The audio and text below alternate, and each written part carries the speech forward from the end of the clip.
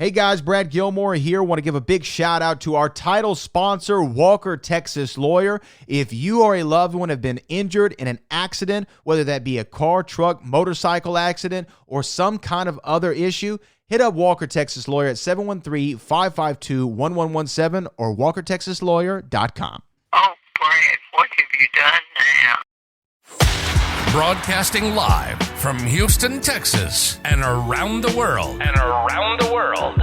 TV host, best-selling author, and radio personality Brad Gilmore brings you a collection of conversations with stars from movies. Matthew McConaughey. Brad Gilmore. Mark Wahlberg. Hey, how are you? The legendary Mr. Christopher Lloyd. Christopher, how are we doing? I'm doing good. Great introduction. Television. Jimmy Fallon joins us this morning. Jimmy, how you doing, my friend? Good morning. Thank you so much, Brad, for having me. I appreciate this, bud. Kelly Ripa. Brad, thank you for having me. Comedy. Jay Leno joins us. Jay, how you doing? Hey, Brad, what's going on? Chris Tucker is in the building. Chris Tucker, good morning to you. Hey, Brad. Good morning to you. How are you? Gabriel Fluffy Iglesias. Good morning.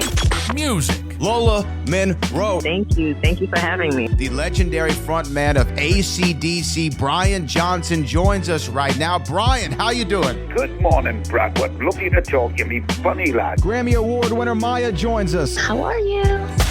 And more. This is The Collection. Now your host, The Boat, Brad Gilmore. And I'm so excited and thrilled to be talking to this legend of the stage and screen, and he's going to be here in the Houston, Texas area on March the 6th and the 7th for his show. Alan Cumming is not acting his age at the Hobby Center. Tickets available at thehobbycenter.org. He is Alan Cumming. Alan, how are you? I'm good, thank you. Nice to talk to you. You as well. I mean, this show, I'm excited about. I know a lot of people here in the city are excited that you're coming here. You're going to be here for 2 nights. Talk to us about what Alan Cumming is not acting his age is all about. And is it true to its title? Yes, I think it probably is. I mean, it's a show that was sort of inspired by the fact that I'm getting older, and I am very interested in how we deal with aging as a culture and how we sort of feel we're conditioned to behave in a certain way, age appropriateness, what is that, and who gets to decide? And I just sort of felt like in my life, when I think about how old I am, it doesn't really correlate with what I used to think a person of that age was or would be doing. And I just realized that why not? Why can't we just do what we like and be open to life and, not let other people dictate to us how to enjoy ourselves? So it's a show about, we're all aging. We're all doing it. I'm decaying right now in front of you. And I sing songs with my band and I tell stories, some funny, some not, some sad. And the whole theme is kind of a positive message of stay open and curious to life. Did you have an idea of when you reached a certain age, what it is you were supposed to be doing? Like, what were you thinking you were supposed to do at this age? Well, it's not so much that. It's more like what I thought, I mean, I just turned 59, so I'm in my 60th year. And when I think about someone who's 60 or, this is not what I thought. And, and I just feel, I'm not quite sure what I thought. I had a sort of hackneyed view of sort of slippers and a pipe and, you know what I mean? And sort of walking the dog and reading the newspaper and things. I don't know. I think obviously as you get older, the goalposts change in terms of what you think about aging. But ultimately, I think it's actually quite good to think, well, what age? It's not like what age do you feel, but how do you feel about your age? And are you having fun?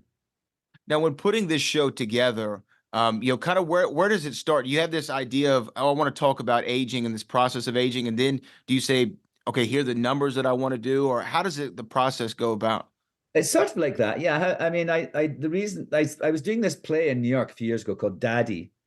And I was the daddy character, and I sort of that was the gestation of it. I thought, oh, I'm playing someone who's called dad. He's the daddy in this kind of relationship, and I thought, oh, I must try and look older then because I didn't feel I looked old enough. So I grew a beard and everything like that, and then I had to be naked for long stretches of the time in the play. And I was just really fascinated by the way people reacted to like a 50-something-year-old man's naked body and it just made me think, gosh, how, well, what is that? What should that be? And why am I being objectified at this age? And why are people so freaked out about aging, and that's what started. And then so I sort of had, and then I had some stories about, you know, there were some things that I already had happened that were funny about things people had said to me, or visits to my dermatologist when he would suddenly say the most awful things. And then I sort of started thinking about a show on that theme, and then I sing certain songs about age or time passing and things like that, and looking back. And so it's kind of all comes together slowly. And this kind of came together during the pandemic. I first did it in 2021, so a wee while ago, but it was in Australia. And then I did it in Australia and Scotland, and I couldn't really do it for ages afterwards. So it's been quite nice. I've had time away from it, and then I do a little spurt of touring. So over the last couple of years, I've you know, changed songs around and finessed it. And now if I really like it, I think it's in a really good shape now. And I'm excited to sort of take it out. You know, I take it on the road to Texas and other places this spring. Yeah, you know, I think when people hear about the concept behind the show, I mean, it's obviously very intriguing. Even in the description here, it ends with, and he's going to talk about what his dog taught him about the quality of life. Yeah. What did your dog teach you about the quality of life? Well, I have a bit when I talk about death and about people dying, and about how when they die, you have to sort of think, what did they teach me? What have they left behind? What am I going to take of them and take it into the world and then keep it in the universe? And one of the people I talk about is my dog, who's not strictly a person, but she taught me, like, when she was dying, we kind of put her on these drugs, and it was awful, and she wasn't herself, and she just was, it was really horrible to see her.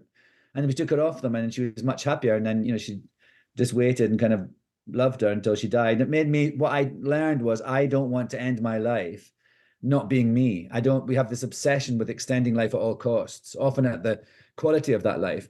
And so that made me realize I would rather, you know, go out still as me, rather than a kind of a sort of drugged or lesser or strange version of myself, just because I would live a little bit longer. That was the lesson she taught. Oh, well, great lesson to learn. Now, when you're on the stage and you get that immediate feedback from the audience, you hit a line or you hit a big note or what have you, and you hear the cheers or the claps or the applause, it's that instant gratification that you don't get in film or television. Film, it's a delayed reaction. Do you have a preference between it? And is that instant reaction why you do enjoy the stage? Yes, it is. I mean, I think the connection you get with an audience, and not just like that you hear them, but the fact that you are aware you can feel you're touching them, you're connecting with them, you've sort of been vulnerable with them, and you're having a sort of an intimacy with them.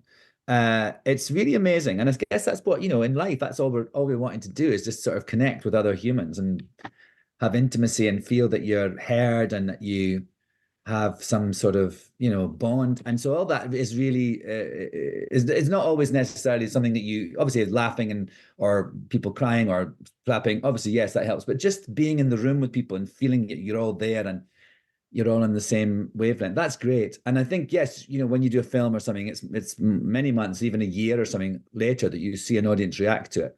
Sometimes the crew laugh or whatever, but that's not quite the same. But no, I think I do obviously enjoy both things, but really if I had to choose one, if I was only allowed to do one more thing for the rest of my life, I would probably choose this kind of work, like doing a concert cabaret show, because it is such fun. I love working with my band. I love musicians. I love going out on the road to all these different cities and meeting new people and finding out about new cities that I've never been to. And then having that amazing experience with strangers when you're being very personal and very vulnerable. And there's nothing really like it. That's what I would choose. Do you find that, you know, in the cities, in the different states that you're doing it, like you're going to be here in Houston, as we said, on March 6th and 7th. You're also going to be in Dallas on March 8th and San Antonio on March 9th, in Texas. You said this show's been in Australia, New York, different places. Do you find that different places respond differently to different parts of the show? Do you know what I mean? Like, do they have a stronger reaction to a certain number or a certain story than in another place? I mean, not really, I have to say. Yeah. I mean, the last show I did was called Legal Immigrant, and it was about me being 10 years a citizen of this country, and I talked about immigration. So that definitely had different reactions. I'm sure. States, let me tell you. But no, this one I feel, I mean, I guess because it's about aging, something we're all doing. We're all, you know, I'm decaying in front of you right now as I speak. And I've just done it in Britain and Scotland, my homeland. No, it's actually really fascinating. Some nights go better than others, of course, but I actually feel it's got a sort of structure that really works. And with this show, I don't know. It must be something about the fact that it's a shared topic that I'm the umbrella theme is, and I've done it, all over the world, and I feel that people, and that's the thing. I think I always think it doesn't matter how big an audience you have, you can be in a huge arena if you connect with them and if you make them feel like you're really talking to them. You can have intimacy. It doesn't have to be in a small room. It could be in a huge arena. I think that's the thing to try, and when you feel that and when you get that with an audience, that's universal. Now, you've had an incredible career, Tony winners, BAFTA, all these things that you've done, stage, film, screen. Are you are you overwhelmed by the amount of people that are probably coming up to you and talking about The Traitors right now? Like the most popular show in the world, it seems. It's nuts. I mean, I am slightly overwhelmed. I've just done a bunch of press this week. So you have people saying things like that all day.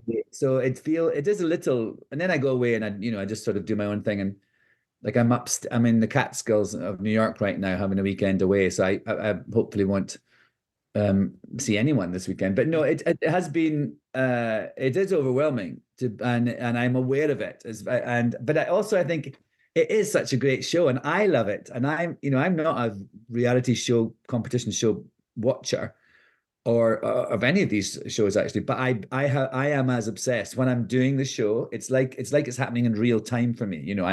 It's usually one episode a day, so you get the whole thing. Then they start with the breakfast, do the mission, then the banishment, then I go home and I can't go to sleep until the producer calls me and tells me who's been murdered.